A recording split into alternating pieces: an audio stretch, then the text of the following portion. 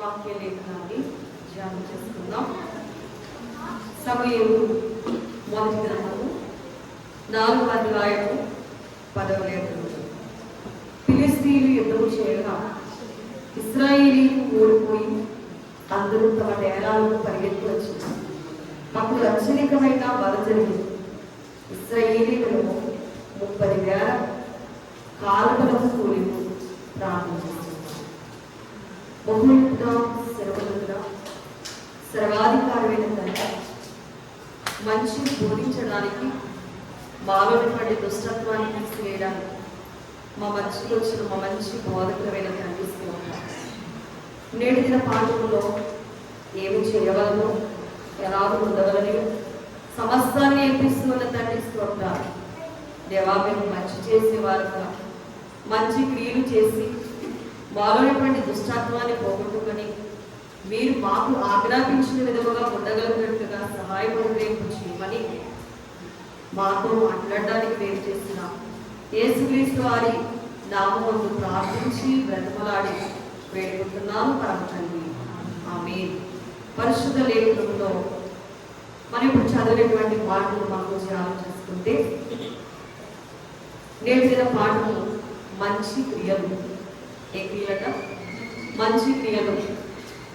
ఒకటి, ఇప్పుడు మనం చదివిన లేఖనాన్ని బట్టి చూసినట్లయితే ఫిలిష్తీయులైన వారు యుద్ధం చేస్తూ ఉన్నారు. ఇశ్రాయేలీయులైన వారు ఓడిపోయి అందరూ కూడా తమ డేరాలకి పరిగెత్తుతూ వచ్చేసారు. ఇంచుమించు అక్కడ అత్యధికంగా వధ జరిగింది. 30,000 కాల్బలం అందరూ కూడా చనిపోయిన వారై ఉన్నారు. ఎందుకు మంచి క్రియలు? మనము ఒకటి, మరి మంచి క్రియలు అంటే అర్థం ఏంటంటే మనము ఎన్ని మంచి క్రియలు చేసినా మనకి అపజయం కలిగితే కనుక ఇంకా ఏదో మనలో తప్పు ఉందని తెలుసుకుని అదేం చేయాలంట? దిద్దుకోవడానికి ప్రయత్నం చేయాలంట. ఏం చేయాలి చెప్పండి? ఒకటి, మనం ఎన్ని మంచి క్రియలు చేసినా కానీ మనకి అపజయం కలిగితే మనకి ఇంకా ఏదో తప్పు ఉందని తెలుసుకొని అది దిద్దుకొని సరి చేసుకోవాలి. కాదు తప్ప ఇదిగో ఇలా అయిందేంటి, అలా అయిందేంటి అని నేరాలు నెపాలు దేవుని మీద వేయకూడదు. మంచి వారికి మంచి జరుగుతుంది, చెడ్డవారికి చెడే జరుగుతుంది. అయితే మనం చాలా మంచి వాళ్ళం కదా, ఎందుకు ఇలా జరిగింది, మనం దేవుని పిల్లలం కదా, ఎందుకు ఇలా జరిగింది అనుకునే దానికంటే అపజయం కలగగానే ఇంకా మాలో ఏమో తప్పు ఉందనుకుంటా, అందుకే ఇలా జరిగిందనంట మనల్ని మనం ఏం చేసుకోవాలంటే దిద్దుకోవాలి. దైవజనులు కదా, దిద్దుకొను నిన్ను నీవే దిద్దగలదు సవరు పెదప. దిద్దుకొనని నీ కంటిలో పెద్ద దూరం ఉందంటారు పెద్దలైన వారు అని అంటారు. కాబట్టి ఎవరి మట్టుకు వారు ఏం చేయాలంటే దిద్దుకోవలసిన వారమై ఉన్నామే కానీ తప్ప అపార్థాలు మాత్రం పెడార్థాలు చేసుకోకూడదు. మంచి క్రియలు ఏవైతే ఉన్నాయో మంచి మార్గముల ఆటంకాలు మాటి మాటికి వస్తూ ఉంటాయి. అలా అని చెప్పి మంచిని ఒకవేళ నీవు విడిచిపెడితే నీవేమైపోతావు అంటే భక్తిని విచారిపోతావు. జాగ్రత్త కలిగించాలంటే మంచి క్రియలు చేయడానికి ప్రయత్నము చేయాలి. ఇక రెండవది చూస్తే దేవుని సహాయం లేకపోతేనట మానవుని ప్రయత్నాల వలన ప్రయోజనం ఏమీ కూడా ఉండదు. ఇవి దైవజనుల యొక్క మాటలు. ఎందుకంటే మరి దేవుని యొక్క సహాయం లేకపోతే, దేవుని యొక్క సహాయం మనకు అందకపోతే మనుషులు ఎన్ని ప్రయత్నాలు చేసినా దానిలో ఏముంటుందట? ప్రయోజనం అనేది ఆగపడదు. కాబట్టి మనం ఏం చేయాలంటే ఇక్కడ మనం చూస్తున్నాము, ఇశ్రాయేలీయులైన వారిని కరువుకుంటూ ఫిలిష్తీయులైన వారు వచ్చారు. ఈ గ్రంథంలో చూసినట్లయితే ఇక్కడ ఏలీ గారు దైవ సేవకుడై ఉన్నారు, దైవజనులై ఉన్నారు. ఆ ఏలీ గారి కాలంలో జరిగినటువంటి సన్నివేశం ఎలా ఉంది అని అంటే ఫిలిష్తీయులైన వారు అందరూ వచ్చారట. ఈ ఫిలిష్తీయులైన వారు మరి ఈ ఇశ్రాయేలీయుల చుట్టూ మరి వారిని పట్టుకోవడానికి కలుగుతూ ఉన్నప్పుడు ఇశ్రాయేలీయుల యొక్క మరి బలం తగ్గిపోయింది. ఆ బలహీనతతో వారు ఏం చేశారంటే పరిగెత్తి పరిగెత్తి పరిగెత్తి ఆఖరికి పరిగెత్తుకుని వచ్చారట. కానీ అత్యధికంగా వారు అందరూ కూడా చనిపోయారు. అలాంటి వధ ఎందుకు జరిగింది అని అనుకునే వారిగా కాక అక్కడ చూసినట్లయితే మందసం కూడా పట్టబడింది. ఏలీ గారు కూడా చనిపోయారు, ఏలీ పిల్లలు కూడా చనిపోయారు.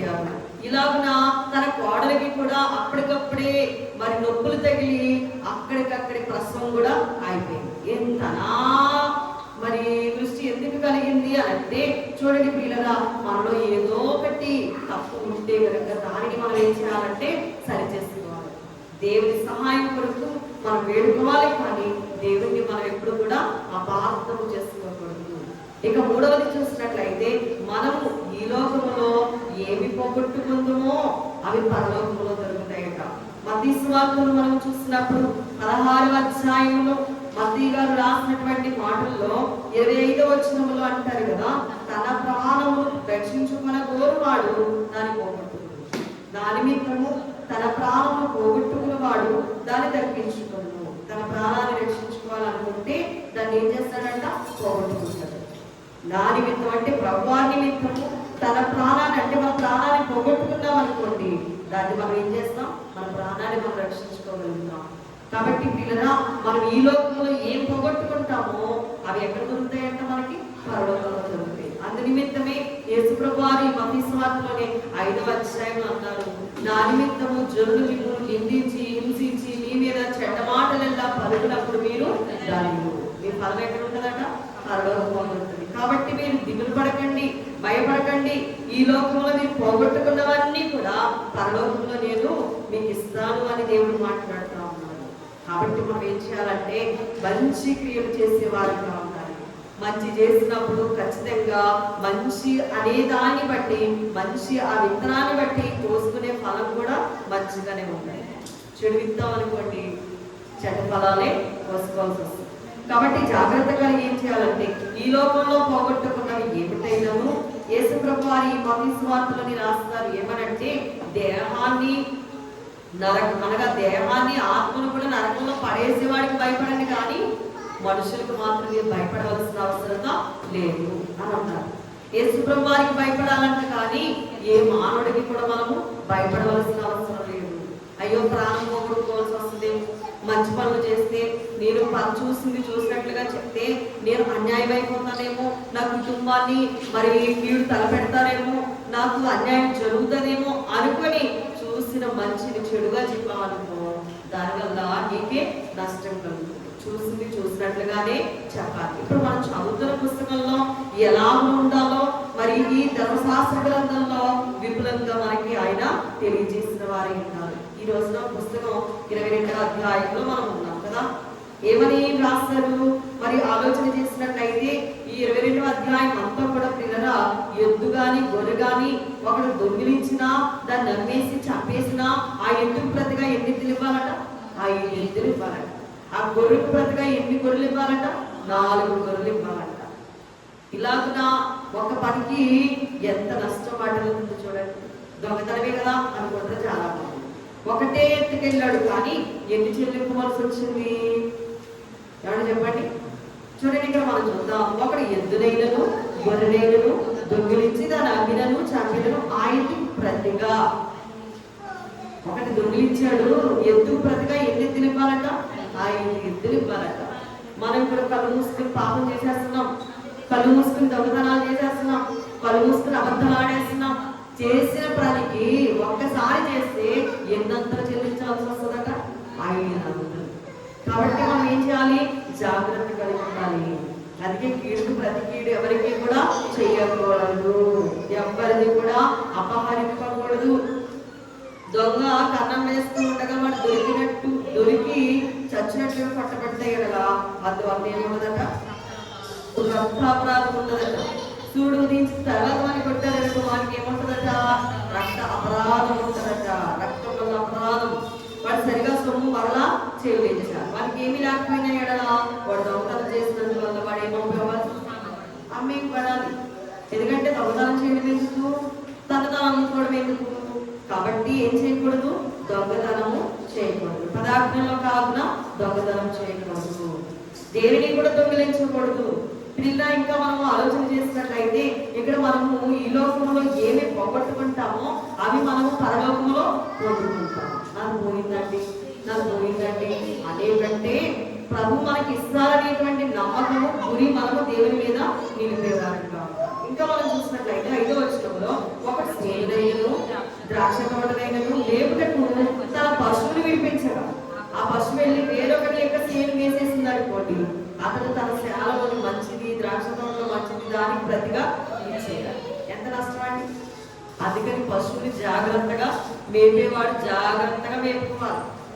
అది నా సేన కాదు కదా, పక్కోడు సేనే కదా, ఎలా పోతే నాకేంటే నా తప్పేం కాదు కదా, పశువులు తప్పే కదా, పశువుల మీద మోపేస్తానే అని అనుకుంటే కుదరదు. పశువులు మేపేవాడు సరిగా మేపాలి. లేనట్లయితే నష్టం ఎవరి మీద? పశువులు మేపేవాడి మీద నష్టం వాడి ఉంటుంది. పశువులు మేసేది కొంచెమై ఉండొచ్చు, కానీ వేరొకటి సేను మరి మంచిది ఇచ్చేయాలి. అలాగే ద్రాక్ష తోటలో ఉన్న మంచిదంతా కూడా అతనికి ఇచ్చేయాలి. కొంచెం తీసుకున్నా మంచిదంతా కూడా ఇచ్చేయవలసింది. అలా మనం చూసినట్లయితే ఇక 4వది చూసినట్లయితే పిల్లరా, సొమ్ము సమస్త కీడులకు ఏమైందట? మూలము. సొమ్ము సమస్త కీడులకు మూలం. 5వ పాయింట్. ఈ 5లో చూసినట్లయితే అపోస్తల కార్యముల గ్రంథంలో మనం చదువుతా ఉంటాం. అపోస్తల కార్యముల గ్రంథంలో భార్య భర్తలు ఉన్నారు. 5వ అధ్యాయం ప్రారంభ వచనంలో అననీయ సఫీరా ఈ ఇద్దరు కలిసి ఏకమై ఏమనుకున్నారు? వాళ్ళు పొలాన్ని అమ్ముకున్నారు కదండి. ఏమనుకున్నారట? పొలం అమ్ముకున్నారట. పొలం అమ్ముకునేటప్పుడు చూడండి, వాళ్ళు ఇద్దరు కూడా ఒకటే మాట మీద ఉన్నారు. వాళ్ళకి ఇప్పుడు దేని మీద ఆశ పుట్టింది? ఆ పొలం మీద వచ్చిన డబ్బు మీద ఆశ పుట్టింది. అమ్మకు ముందు ఆ సొమ్మట్టుకెళ్ళి దేవుడికి ఇచ్చేయాలి అనుకున్నారు. అమ్మిన తర్వాత వచ్చిన సొమ్మును చూసి సొమ్ము మీద ఆశ కలిగి ఏమయ్యారట? మరి అపోస్తల పాదాల దగ్గర తీసుకొచ్చేటప్పుడు కొంత దాచేసుకొని కొంత తీసుకుని వచ్చారు. ఇప్పుడు దానివల్ల వారికి ఏమొచ్చిందండి? కీడు వచ్చింది. కీడంటే ఏ కీడు వచ్చింది? వారి ప్రాణాలే పోగొట్టేసుకున్నారు. అమ్మడం ఎందుకు అంటే, అమ్మడం కాదు, అమ్మక ముందు దేవుడికి ఇస్తానని చెప్పడం ఎందుకు? ఇస్తానని చెప్పిన తర్వాత దాచుకోవడం ఎందుకు? దాచుకుని పరిశుద్ధాత్మను మోసం చేశారు కనుకనే ఇప్పుడు వారికి ఏమొచ్చిందట? మరణం వ్యాధి ఉంది. ఇక్కడ కూడా ప్రియులను మనం ఆలోచన చేసినప్పుడు మరి ప్రతి విషయంలో కూడా జాగ్రత్త కలిగి మనం జీవించవలసిన వారమే ఉన్నాము. పిల్లల 6వ వచనంలో అగ్ని రగిలి మొండ్ల కంపలు అంటుకోవటం వలన పంట ముప్పైనా పంట పైరైనా చేదైనా కాలిపోయి కదా అగ్నిని అంటించాడు. చూడండి, వాడే దాని నష్టాన్ని పంచుకోవాలి. అగ్ని తెచ్చేసి ఎక్కడో షికారు చేస్తాను, నేను వచ్చేదాకా ఇలా ఉందో అంటే అది ఏంటి? అగ్ని. అది అగ్ని ఏం చేస్తుంది చెప్పండి? అలుముకుంటుంది, అదంతా కాలిపోతుంది. నాకేం తెలియదండి అంటే కుదురుతుందా? అగ్నిని అంటించావు కనుక దాని నష్టాన్ని కూడా అర్చుకోవాల్సిందే. ఇలా చూసుకుంటే వెళ్తే పిల్లరా, దేవుడు మానవుడికి చెప్పవలసిన మాటలన్నీ కూడా చక్కగా విషదపరిచాడు. ఒక సొమ్మైనా సామానైనా జాగ్రత్త పెట్టడానికి తన పొరుగు వానికి అప్పగించాడు అనుకోండి, అది ఆ మనుషుని ఇంట నుండి ఎవడైనా ఇంకొకరు వచ్చి దొంగిలించేశాడు అనుకోండి, అది దొంగిలించింది ఇంకొకరు అని తెలిసినా కూడా ఆ దొంగిలించిన వాడు ఆ ఎవడో అని పరిష్కారంగా తెలుసుకోవడానికి మరి న్యాయాధిపతి దగ్గరికి వెళ్ళాలి. ఆ న్యాయాధిపతి ఏం చెప్తే దానివల్ల వాడు దాని ప్రకారంగా వాడు చేయాలి. మరి నీకు అప్పగించాను కదా, నువ్వు సరిగా చూడాలి కదా, నీ దగ్గర నుండి ఇంకొకటి దొంగిలించాడు, నువ్వు నా వస్తువు నాకు ఇస్తావా లేదా అండం కరెక్ట్ కాదు. ఇంకొకటి వచ్చి నీవు ఇచ్చిన దాన్ని ఏం చేశాడు? అపహరించుకుపోయాడు. ఆ ఇద్దరు కలిసి ఏం చేయాలి? దాన్ని వెతకాలి. వెతికిన తర్వాత దొంగ ఎవడో దొరుకుతాడు. కాబట్టి పిల్లరా, మరి ఆ దొంగ ఎవడైతే వాని మీదే దాన్ని మోపవలసిన వారైట. ఇలా పిల్లరా, దేవుడు ప్రతి విషయాన్ని కూడా మనకి చక్కగా తెలియజేస్తాడు. ఇక 5వది ఏంటి అంటే, దేవుడి చిత్త ప్రకారం మనం ప్రార్థన చేస్తేనట ఆయన తప్పగా ఆలకిస్తాడట. దేవుడి చిత్త ప్రకారం మనం ప్రార్థన చేస్తామనుకోండి, ఆయన తప్పగా ఆలకిస్తాడట. హృదయ స్థితి సరిగా లేనప్పుడు ఆయన ఆలకించడు. ఇప్పుడు ఏ స్థితి బాగోవాలి?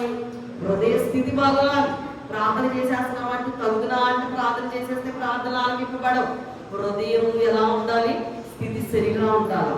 అప్పుడు చేసిన ప్రార్థన దేవునికి అంగీకృతం అవుతుంది. అది దేవుని చిత్త ప్రకారమా కాదా? దేవుని చిత్త ప్రకారం అనుకోండి, ఖచ్చితంగా దేవుడు ఏం చేస్తారు?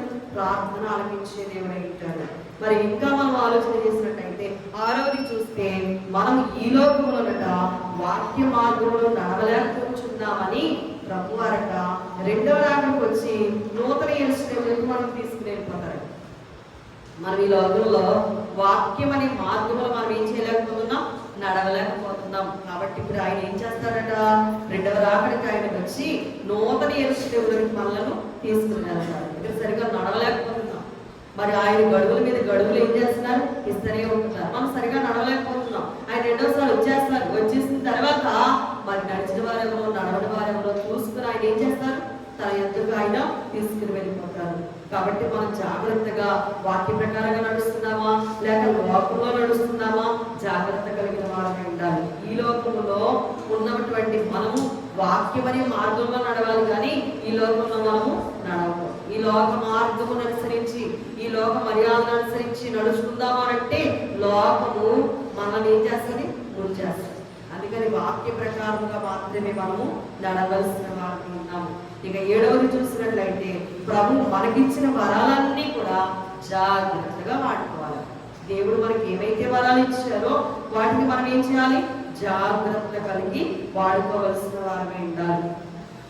మరి పిల్లరా, మరి చాలా మందికి మంచి ఏమిటో తెలిసినా కూడా దాన్ని ఏం చేయరు. మరి కీడేంటో తెలిసినా కూడా దాన్ని ఏం చేయరు? వదిలిపెట్టరు. కాబట్టి మనం ఏం చేయాలంటే మంచిని తెలుసుకొని మంచి మార్గంలో మనం నడిచే వారంగా ఉండాలి. ఇంకా ఈ రోజున సలహాలు చాలా ఎక్కువగా సలహాలు ఇస్తూ అన్నారు ప్రభువారు. మరి 10వ వచనంలో చదివితే ఒకడు గాడిదైనా ఎద్దునైనా గొర్రెనైనా మరి ఏ జంతువునైనా కాపాడడానికి తన పొరుగువానికి అప్పగించిన మీదట అది చచ్చినను హాని పొందినను ఎవడను చూడకుండా తోడుకుని పోబడ్డా కూడా వాడు తన పొరుగువాని సొమ్మును తీసుకొని లేదనుటకు యెహోవా ప్రమాణం వారిద్దరి మధ్య ఉండాలి. సొంతుదారుడు ఆ ప్రమాణమును అంగీకరింపాలి. ఆ నష్టాన్ని అచ్చుకున్న అక్కర్లేదు. అది నిజముగా వాని ఎద్దు నుండి దొంగిలింపబడిన ఎడల సొంతుదారునికి ఆ నష్టమును అచ్చుకున్నట్టు నిజంగా చేర్చబడిన ఎడల వాడు సాక్ష్యం కొరకు దాన్ని తేవాలి. చేర్చబడిన దాని నష్టాన్ని అచ్చుకున్నక్కర్లేదు. నిజంగానే తెలిసే వరకు కూడా ఏం చేయాలి? వేచి ఉండాలి. అంతేగాని నేరాలు నెపాలు ఒకరి మీద వేయకూడదు. మరి ప్రతి విషయంలో కూడా దేవుడు మరి మనకి చెప్పవలసిన మాటలన్నీ కూడా నేటి పాఠములో తెలియజేస్తూ ఉంటారు. అయితే మరి చూడండి, పొరుగువాని యొద్ద దేన్నైనా బదులు తీసుకుని పోగా దాని యజమాని దాన్ని లేనప్పుడంట అది హాని పొందినా చచ్చినా కూడా దాని నష్టాన్ని ఎవరు కూడా అచ్చుకోనక్కర్లేదు. ఇవి గొర్రె ఎద్దు జీవరాశుల కొరకు రాయబడినటువంటి మాటలు. అయితే మరి మనుషుల కొరకు కూడా రాస్తారు. ఏమని రాస్తారు? 16వ వచనంలో ఒకడు ప్రదానం చేయబడని ఒక కన్యకను ఎవడైనా కానీ కూడుకున్నాడు అనుకోండి, ఆమెతో సైనించాడు అనుకో, ఆమె నిమిత్తం ఏం చేయాలంట? ఓలి ఇచ్చి ఓలి ఇవ్వాలి. ఆమెనే ఏం చేయాలి? పెళ్లి చేసుకోవాలి. ఆమె పాడు చేశాడు కనుక ఆమెనే పెళ్లి చేసుకోవాలి. ఆమెకు మరలా తిరిగి కట్నం కూడా ఓలి కింద ఇవ్వాలి.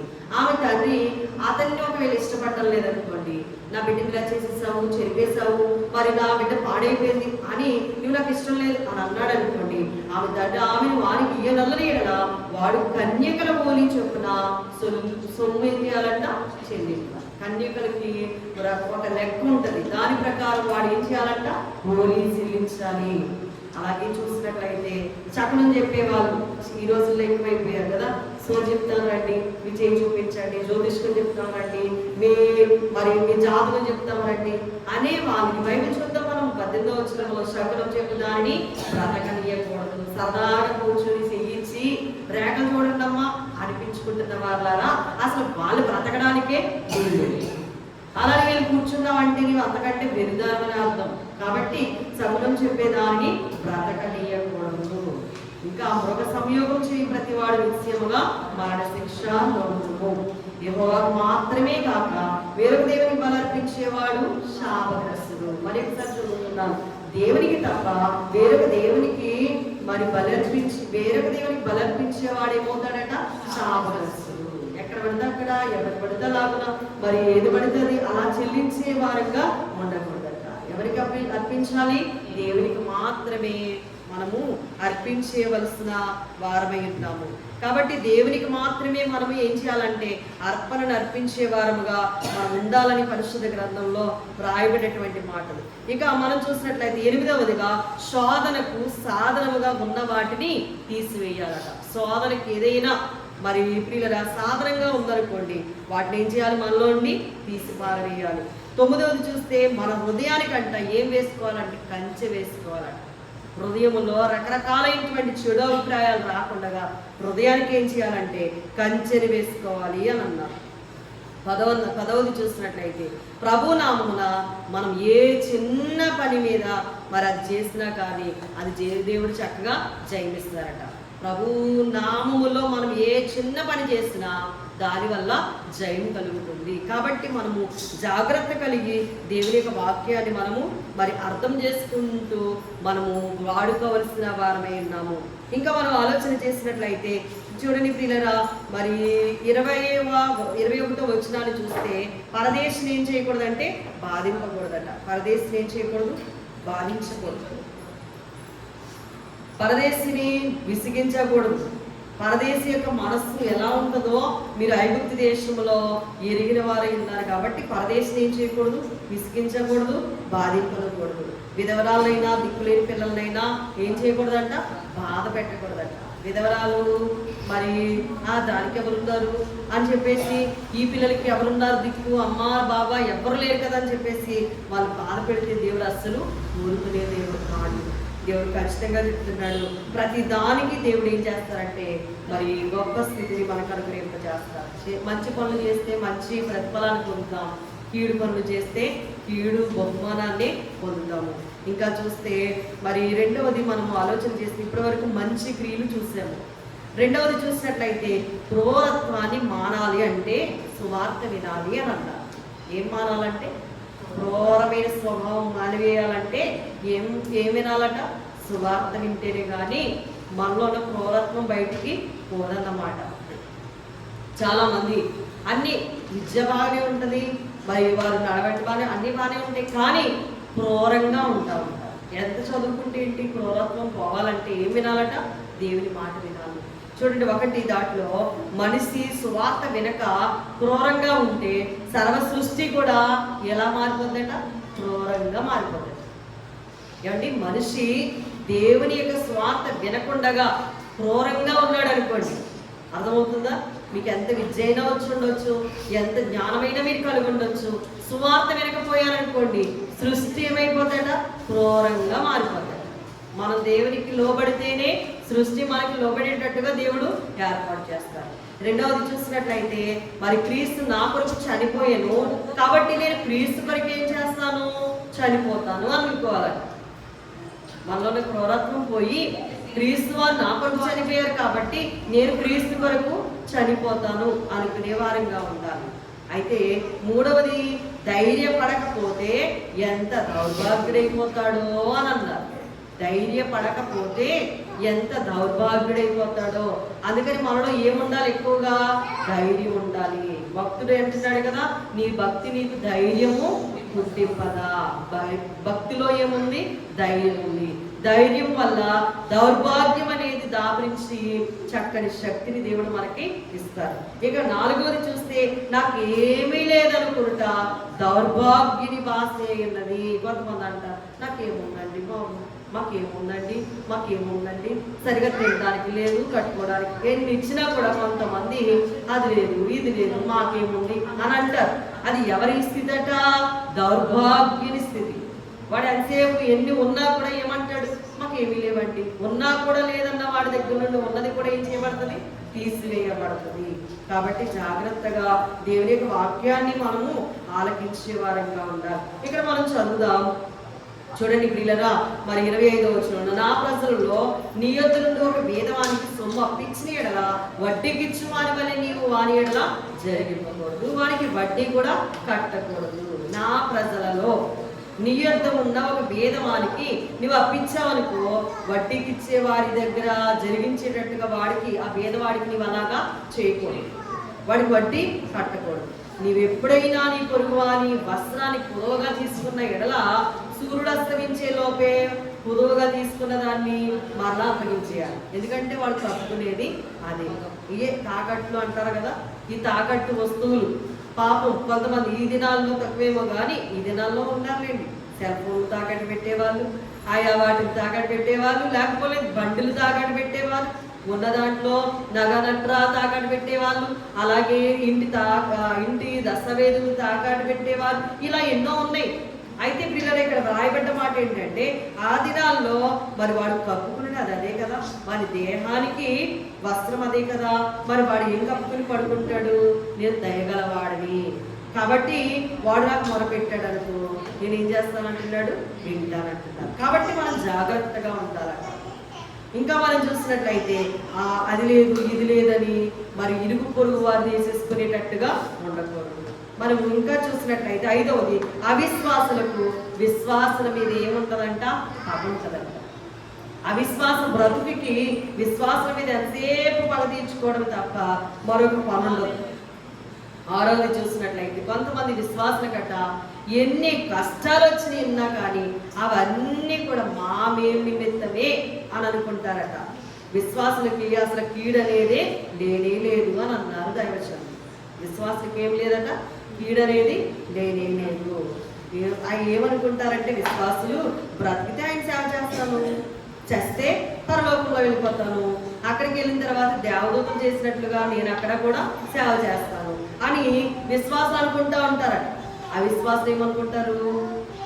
ఏమండి, విశ్వాసుల మీద పగ తీర్చుకుంటూ ఉంటారు. ఇక ఆఖరిది చూసినట్లయితే చూడండి, కీర్తనకారులు తెలియజేసిన మాటలు మనం చదిద్దాం. ఈ కీర్తనకారులు 91వ కీర్తనలో 7వ శరణంలో అన్నారు, నీ ప్రక్కను 1000 మంది పట్టెను, నీ కుడి ప్రక్కను 10,000 మంది పూలను అపాయము రాదు అని రాశారు కదా. అపజయము లేనట్టు విశ్వాసి నేర్చుకొనవలను. అపజయం నీ యొద్దకు అసలు రాని రాదట. శిలువ మీద ఆధారపడిన విశ్వాసి గట ఆయన ఒక మంచంలా కనబడతాడు. శిలువ మీద ఎవరైతే ఆధారపడతారో వారికి దేవుడు ఏమైపోయి ఉంటారట? విశ్రాంతినిచ్చే మంచంలాగా ఉంటారట. కాబట్టి పిల్లరా, మరి ఈ 28వ వచనం, నీ దేవుణ్ణి నిందింపకూడదు, నీ ప్రజల్లో అధికారిని శపింపకూడదు, నీ మొదటి సస్య ద్రవ్యములను అర్పింప తడవు చేయకూడదు. మొదటిగా వచ్చినట్లుగానే దేవునికి ఇచ్చేయాలి. తడువు చేసావా ఉన్నది కాస్త ఊడిపోతుంది. నీ కుమారులు జ్యేష్ఠుని కూడా దేవునికి ఏం చేయాలి? అర్పించాలి. ఇవన్నీ ప్రభు మాటలు. అలాగే నీ ఎద్దులు నీ గొర్రెలు కూడా మరి ప్రథమ ఫలాన్ని దేవునికి ఇవ్వాలి. మరి ఇంకా మనం చూసినట్లయితే, మీరు నాకు ప్రతిష్ఠింపబడిన వారు, విందాం జాగ్రత్తగా మాట, మీరు నాకు ప్రతిష్ఠింపబడిన వారు కాబట్టి మీ పనులన్నీ కూడా ఎలా ఉండాలి? నాకు నచ్చినట్లుగా ఉండాలి. మరి పొలంలో పనిచేస్తున్నాం కదా అని చెప్పేసి పొలంలో అందరూ కూడా చీల్చిన మాంసాన్ని తింటున్నారు కాబట్టి నేను కూడా ఇంటికి తెచ్చుకుంటానని తగుదనాన్ని తెచ్చుకుంటే అది బలపడదు. చీల్చబడిన దాన్ని తినగా దాన్ని కుక్కలకి పారేయాలి. ఎవడో బుద్ధి లేనివాడు ఆయన ఏం చేస్తాడు? కోడుకొద్దామా, అది కొద్దాం ఇది కొద్దాం అంటారు. అక్కడికక్కడే చీల్చి పాడేసి వచ్చేసేయాలంట, కానీ దానిని అస్సలు ఇంటికి తెచ్చుకోకూడదు. ఇలాగ నా దేవుని యొక్క మాటలు ఈరోజు మనం విన్నాము. మరి మనలో ఏమైనా క్రూరత్వం ఉందేమో కడిగేసుకుందాం. మంచి క్రియలు లేకపోతే సరిచేసుకుని మంచి క్రియలు చేయడానికి యత్నం చేద్దాం. దేవుడు మనకి చెప్పిన ప్రతి మాట తూచా తప్పకుండా పాటించి పరలోకం చేరుకునే ధన్యత దేవాదేవుడు మనందరికీ దయచేయుగాక. ఆమె మెగారుడుగా మార్చుకొచ్చిన తీసుకోవాలి. విన్న వాక్యంలో నుండి దేవాలు అందరూ నేర్చుకోవాల్సిన మాటలన్నీ మీరు మాకు నేర్పించిన వారు. ఏది మేము మర్చిపోకుండా మంచి చేసేవారుగా, మాలో ఏ క్రూరత్వం లేకుండా సరి చేసుకునేవారుగా నీ చెంత కూర్చుని విన్న వాక్యాన్ని వచ్చిన నిన్ను పోలి నడుచుకునే భాగ్యం మాకు అందరికీ దయచేయండి. ఒక మంచి బోధకుడు చేసేనాము ప్రార్థించి బ్రతిమలాడి వేడుకుంటున్నాను పరమ తండ్రి. ఆమేన్. మీ అందరికీ